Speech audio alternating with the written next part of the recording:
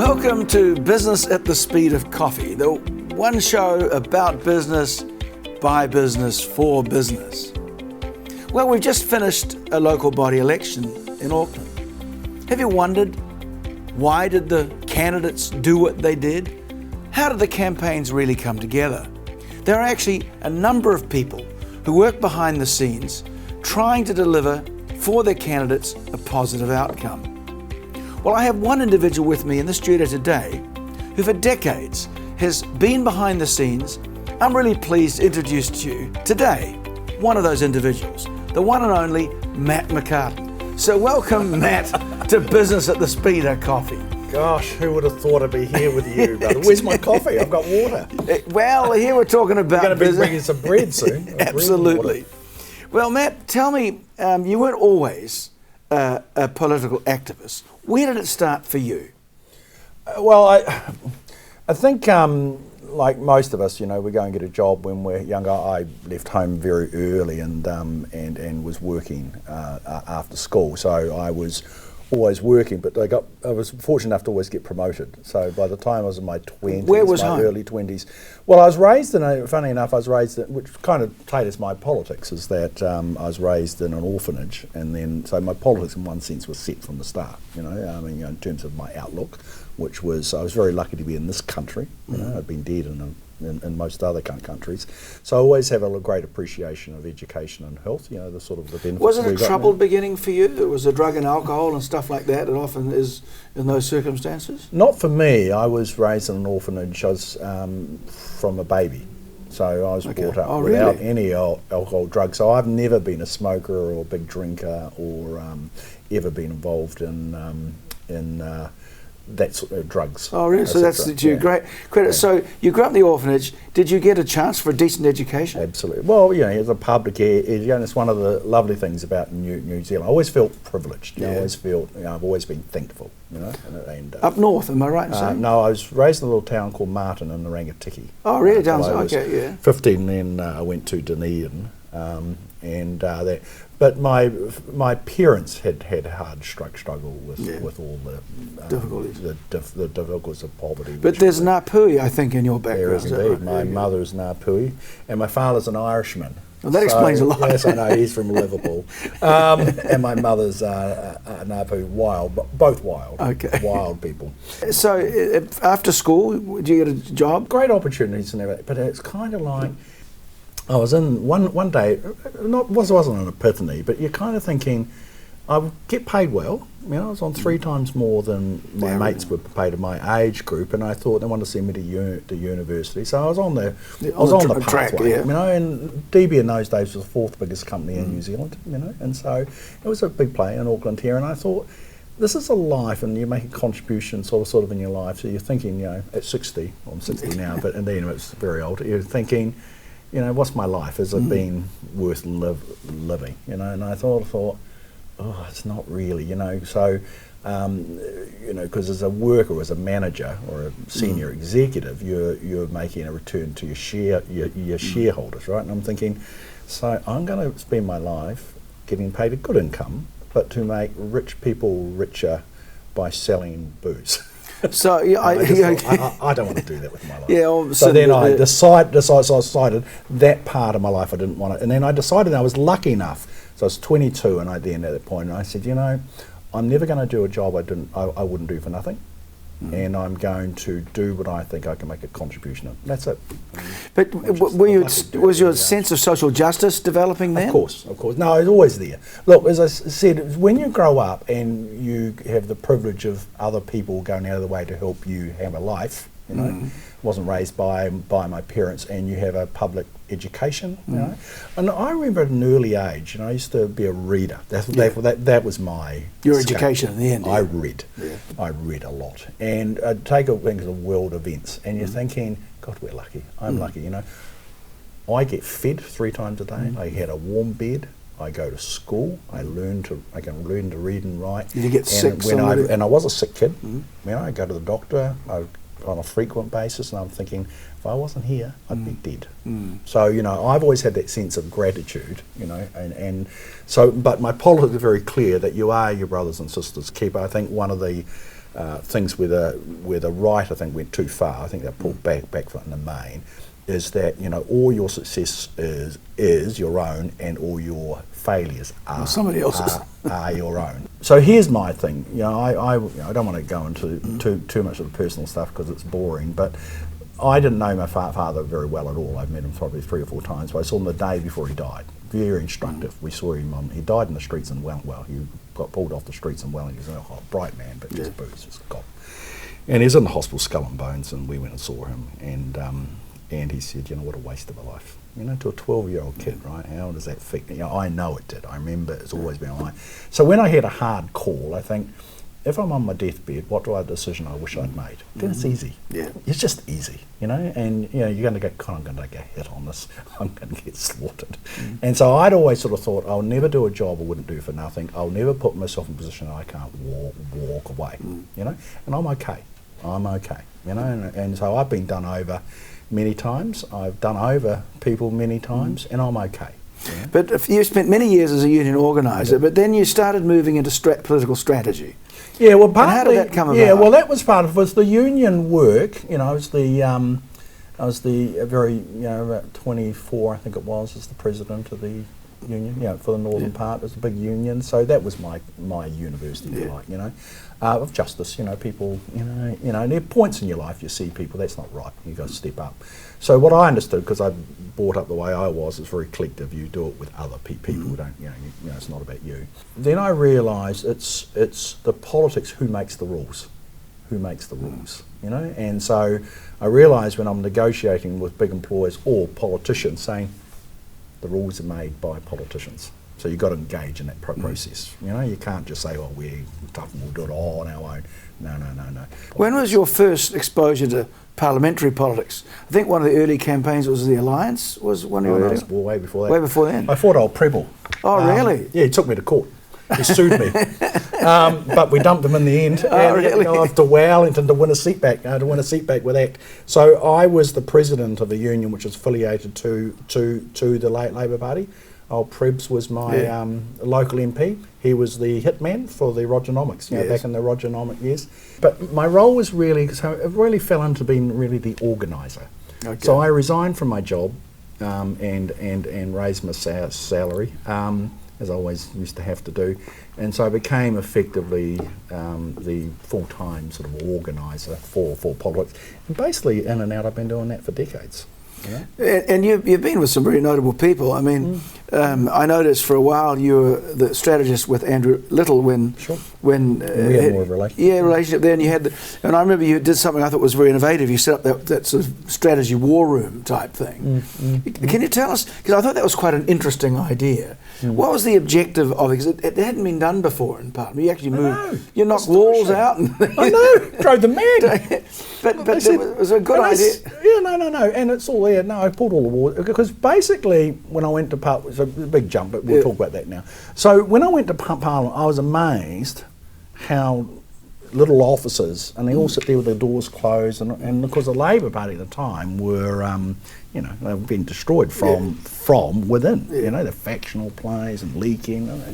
Because I come from a union background, right? That when you're in a scrap, it's line up time. There's no leaks, So that was kind of, because I had, a reputation, I didn't take prisoners very much, no? It's not personal. It's not about you. It's about the people who trust you to advocate for them. It's just selfish. Part of it's getting people to work as a team. Yeah. And no secrets. No conspiring. There's only one team. And do you think it worked? Oh, yeah.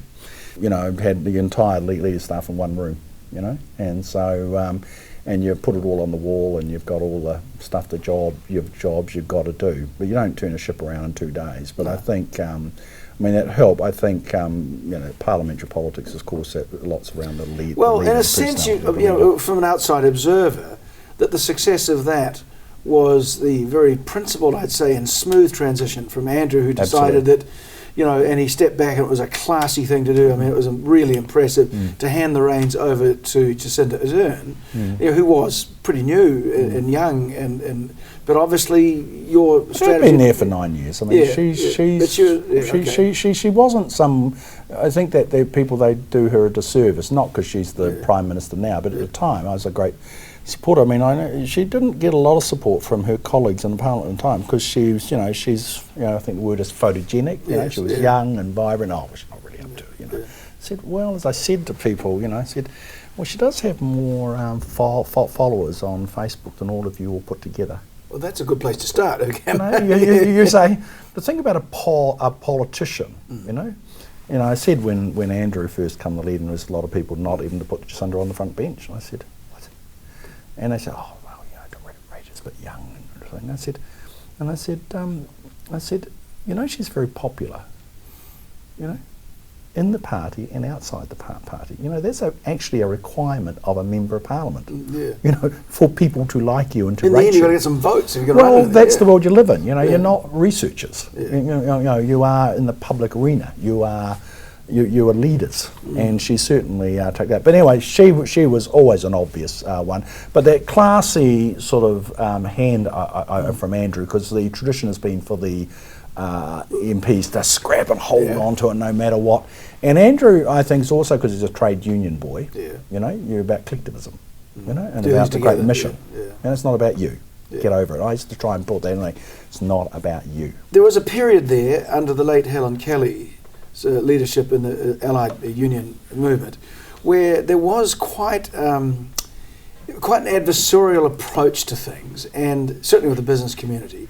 Now, she did an incredible job for New Zealand. But from a business point of view, she was pretty scary. She was pretty scary all round. Okay. And I have to say, one of the most. You met her dad and her mum. But from a business point of view, it sort of felt always quite difficult to deal with it. And I'd like to think that the modern environment is less adversarial. It is more collaborative. It is more. You're not always going to agree on everything, obviously, but you try and find mutually rewarding solutions to things. Yeah. Have you sensed that now that's occurring? Yeah. Look, I'm not an advocate of that approach. I think that change, it comes through conflict. And I think, I do union negotiations, right? And you're not trying to get the same outcomes. So you see, a bit of tension is not a bad thing. Well, I think it's inevitable because it is a contest of resources. If you have the responsibility of maximising your return to your shareholder, then your workforce is a cost. If I'm an advocate for the workers, the cost of the workforce is an investment. So you're in a different headspace. I'm trying to get more off you. It's not personal, it's not malicious, it's just honest. And you say, as I do negotiations with employers all the time, say, we want the same thing. No, we don't. I don't want. I want my guys to get paid more. They join a union to get things. Have you felt that this sort of mandated minimum wage rises? A, do you think it's enough to make a difference to the people that need it? Yes, indeed. So I know that. And has that taken some of the steam out of the fight? Absolutely.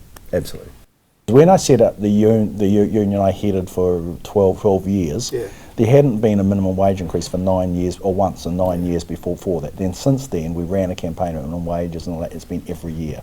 Well, but also from a business point of view, not actually paying the workers more, and certainly being so they're below the breadline, is not good for business because they haven't got any money to spend. That's a theory. Yeah, well, it is. Yeah, I don't think in the end. That's what people say. But what they do, you need capitalism to survive, and it's got to survive. No, and it's very adaptable. But when I got involved, look, workers will work for whatever if they don't have any power to collectively. The majority have to accept is what is offered. They've got to eat. If you say there's no dole. Unless if you turn down a job, guess what? You just take the job that you're given. See, when I got involved in the workforce that I was representing, almost to a person, they were on the minimum wage, and it hadn't gone up for 9 years. But these were big companies. Be members of your old show. So it wasn't personal. It wasn't. It's just business. What they say is, unless our competitors, Matt, are paying this much money, Yeah, we can't either. We can't. Yeah. You know, so So it's a race get to the the bottom. politicians. I get good companies in this country pulling their hair out because they're thinking, man, we're overseas owned. You know, they just look at what the minimum wage is and they say, well, why aren't we paying that? And if your competitor are paying $2 or less an hour, they can undercut you and put you out of business. The work I do now, right? Yeah. Most of the people I represent now are working 80 hours a week. Clearly, this is helping immigrant Immigrant workers are Who've brought got- in yeah. on a promise, no power, under the radar, need the visa, sponsored by the employer, and almost to a person, the common thing is, the ones who come to me, I'm talking about hundreds here, they come in and they have, they're working up to between 60 and 80 hours a week, and only 40 hours of that is paid, and on top of that, every month or week, they're giving cash back to keep their jobs. So what about That's the standard. unpaid work? That's illegal. Good, yeah, and who's going to tell? Because they don't want to say anything because they'll Oh, might I'll lose tell. it. I'll tell you what happens, right? And this Yeah. is where I work. So, kind Yeah. of with the experience I have, it just makes me so interested in Yeah. thinking about. Right? They're told. So here's these kids, right? Yeah. Parents are taking loans out, seeing them here, They're legitimately here. yeah, legitimately here. They get a sponsor. Sponsor, yep. Here's the contracts all Yeah. ticked off. It's for 40 hours a week or 35 hours a week at the rate. Then they go, now we can't afford that, so you'll need to pay us back some of that. So they make an arrangement. $200 is about the going rate. So they can be up, but they pay them for the job. So they're different communities. They're exploited by their own. 15 grand is really the going rate in the Indian community. About 50 grand in the Chinese community, and this is for. But we've got laws against Yes, all this. yes. We do. I know, it's outrageous, but Yeah. here's the thing. They're told if you don't report crimes that you'll lose, it'll affect your visa. They go and report them, guess what happens? They go and they go and investigate, right? Employer gets a slap on the hands, right? Sack the kid. The kid loses their visa and they've got to leave the country. That's actually what has been happening. So they It's get a less sort of now. an ipso facto So, kind of penalty. and then I got the Labour Department, God love them, Yeah. and the Immigration Department go in there, do the investigation, it's all true. Years' time, they'll get to the authority, but they won't be in the country anymore. So the things kind of disappeared. It's all that. So that's the work I'm doing now. Say, whatever. I've had JPs who are doing this, and it's all Really? absolutely. So what is the answer? I mean, when we passed, and that's one thing we did with the unions. We got that piece of legislation through. One of the good things is not tying them to an employer, right? Yeah. And that got a lot of them break. So they can leave an employer and get They can another leave job. the employer, thing. So that is taking a lot of the fear away. It's still going on because people in debt, they then take loans out and so on and so on. And so they're desperate for the work. They don't mind working hard, right? It's the world of immigration, throughout history. So they're working 80 hours a week, but they're paying the money back. What happens is, the ones who come home to me, the employer hasn't done their part of the deal, which has helped them with their visa. So when their visa ends, they go, well, I thought I was paying because you were helping, because they tell them a story. And they go, oh, no, there's no job. Then they realise that they've been paid thousands. Now, if they'd got their visas, their permanent residence, right, you'd never hear from them. Because they go and get a job, a decent job somewhere. And that's the price. And what these employers are doing this, it's a racket, they go, I'm helping them, so they're helping me to help them. Yeah, okay. So when I look at the bottle store industry, Yeah. you say, gee, why is there so many Indian staff in all these stores? And it's not an accident, obviously. It's not an accident. See, what I'm saying is they're not selling booze, they're selling jobs. Yeah. You know? That's where the money is. Well, for example, but there's horticulture, there's cleaners and so on and so on. And it tends to be their own communities, but like the Italian... Why isn't the traditional union movement... who's going to resource it? Yeah, they haven't got the resources to No one's got the resources. So I just thought, that's something that worried me in my 20s when I saw it. Yeah. It's got worse. And I thought, I can talk a good game. You've got to go and walk your talk. Well so done. that's my new, that's my gig that day you're job. doing. Yeah, it's all kind of voluntary work, but you've got to get up in the morning Now, and look yourself in the mirror. of quite topical this morning Yes. is that we've had a local body election, and we had two leading candidates for the mayor. We had Phil Goff and John Tamahiri. Now, you were working with John Tamahiri I was. on that campaign. Can you talk a little bit about, first of all, the background of JT coming into it, and some of the observations about Auckland City as a result of it? Yeah, okay. Well, I'm always a supporter of elections. Yeah. I think it's a great thing. A contest of ideas. Yeah. I think that no one should keep their jobs in politics, always be under threat. That's how it good. In other countries, you use a gun. Yeah. Here we use a ballot. And that's a great thing. Progress. And I will always, so if someone who I think would make a difference, I'll support, within reason, if they values align. So John has challenged to Phil, it was going to be hard, but my thing is more of a, you alluded to at the beginning of our program here. It's that, to me, it was about if you're going to contest, why? I think that the city has been. My personal thing is I think the bureaucracy is out of control. I think the salaries at the top, when you've got our CEO is paid more than the CEO of London and Sydney and and New York, and all the salaries go down proportionately.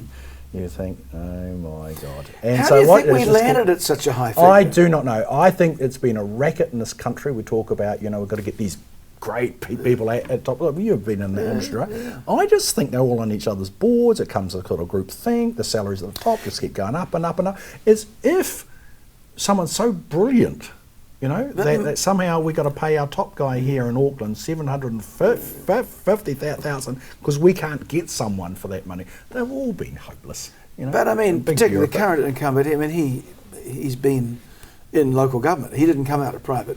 No, but the wages are set, and then all the senior staff and so on and so on. When you've got, like a city of Brisbane, for example, right? You've got 8,000 staff versus 11,000 here for same size. Fair enough. I'll let that go. But when you've got 80 staff there are paid over 100,000 Aussie, we've got 200 staff who are paid over 200 grand. Yeah. How does that happen? What do you do about that, though? I mean, that's one thing. That's why I supported John, right? He said, you got to shake this up. This ain't going to be reformed inside the show because it's right through all the bureaucracies. It's become, I think, a technocratic class. The old days of the capitalist system, the shareholder. Remember the old days they had a town clerk that ran. Well, that's right, and they weren't paid all the money they paid now, and the cities ran fine. No. But what happened is I think that the modern capitalist state. Everyone talk about that. I think my observation and my politics are. It's not actually the old, it's the owners versus the workers, in the good old days. You've got a technocratic class with the managers class, which are quite separate from the share. They don't own anything. They serve, The shareholders do not have the power. It's the technocratic managers, that all the managers are paid a bonuses, a professional, all in each other's boards. And the investments now are institutionalised, so it's pension funds and so on. So they're all salaried staff, and they all kind of think, oh yes, and they all perpetuate. Or you just got to pay them out and they all go from one job. Well, you tend to find that when the owner operator is employing people, they're not paid as well as because it's their money. It's nonsense because the taxpayer paying all the bills.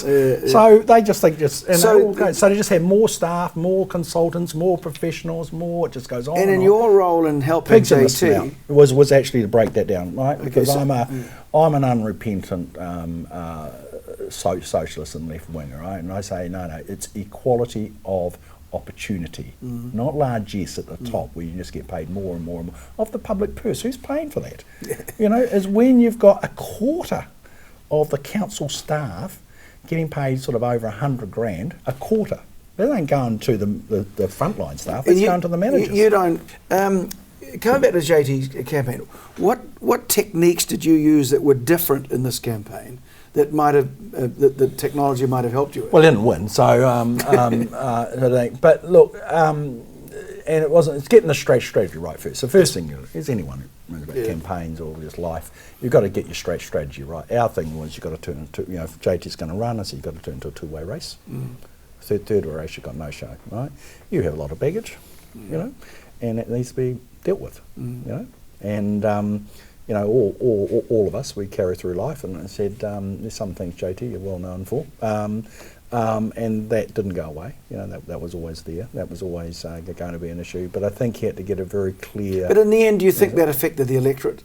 No, look, or was it really more the gap's too big. If you'd lost by 10,000 votes, you'd be able to raise a whole number of things. It is hard for an independent. You had basically Does money make a difference in these elections? Do you think? Well, you need it. But I mean, was that a problem in his campaign compared to No, you're only allowed to spend 600 grand, only. This is a town of 1,065,000 voters, right? Who got the ballot. You know, it's just extraordinary, a direct election, you know, and you think, oh, now put a limit on the spending.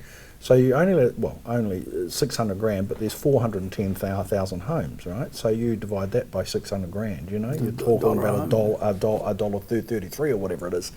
And then, of course, Labor and National, which have big institutional ground games. Yes. If you can get their support, and if you've not got one of them, It makes it very difficult. You're pushing it uphill. So he always had that again. But man, he ran a good race. It was really a sort of thing. So as long as you've got enough to put a message through, right? You've got a clear message. If you're an incumbent, it's always play safe, keep it together, right? If you're an insurgent, you go and change, right? And those are the two things. My thing is with the campaign was if people felt they weren't prepared to change, they might have the criticisms of the council and golf.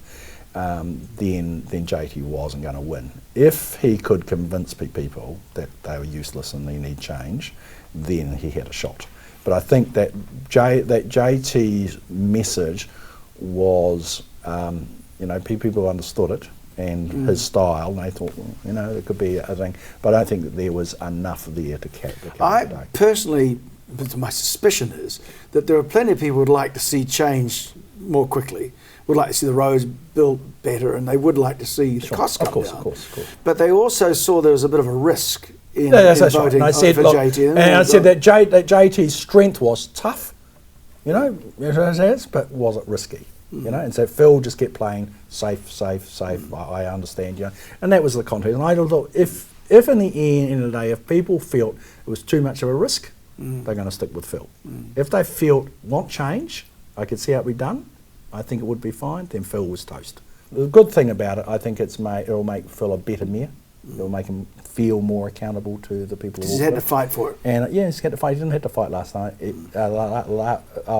Last time it was just a constitutional sort of walk to office. But I think he now has earned it, and I think good on him. Well, coming to the end of our time together, Matt, there's many other things maybe another time that I'd like to talk to you about. But I'd like to sort of finish on a note here, because I noticed you have had your health challenges. You mentioned them earlier.